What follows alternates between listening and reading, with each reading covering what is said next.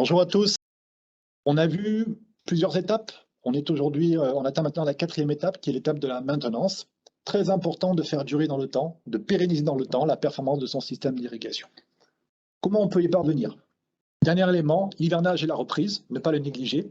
Des procédures de préparation du réseau avant arrêt, important. Bien purger un réseau avant arrêt, j'en ai parlé tout à l'heure, c'est quelque chose d'important. Faire des traitements chimiques avant arrêt également, pour éviter que des sédiments puissent se minéraliser. Purger les canalisations, contre-laver les filtres, ne pas les laisser colmater en période sèche, évidemment, parce qu'on risque d'avoir, encore une fois, minéralisation et des particules qui s'accrochent, qui sèchent et qui s'accrochent sur le réseau. Hiverner le réseau, ça veut dire purger les volumes d'eau qui peuvent effectivement se transformer en glace quand les températures seront négatives et gonfler de volume et endommager potentiellement certaines cavités et certains produits.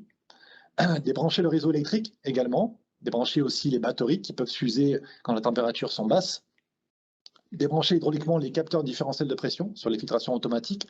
On n'y pense pas suffisamment, mais ça peut comporter un risque parce que les cavités sont petites et l'eau peut rester prisonnière de ces cavités. Donc il ne faut pas hésiter à venir déloger l'eau de ces cavités sur ces produits sensibles. Laisser les vannes électriques en position ouverte pour la même raison, hein, ça permet d'être sûr que si on a du gel, on ne va pas endommager dans un volume fermé nos vannes électriques.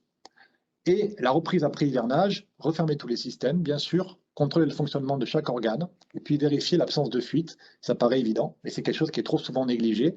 On peut avoir des dégâts qui ont été occasionnés pendant la période d'hivernage. C'est important de les identifier dès le départ, dès la fin de l'hivernage, dès la reprise, plutôt que de devoir les traiter en pleine saison de stress, hein, le moment où la culture aura besoin de plus d'eau.